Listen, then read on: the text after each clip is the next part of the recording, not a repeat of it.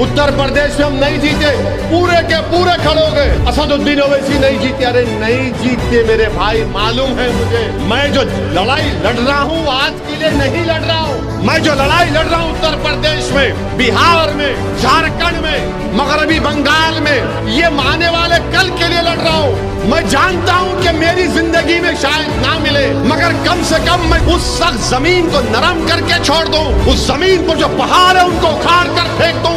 उस जमीन में जो नासूर है उसको निकाल कर फेंक दूं। उस जमीन में जो जहर है उसको निकालूं। उस जमीन में जो सांप है उसको हटाऊं, ताकि मेरे बाद जो नस्ल आएगी वो फसल उगाएगी उस पर इंशाअल्लाह होता।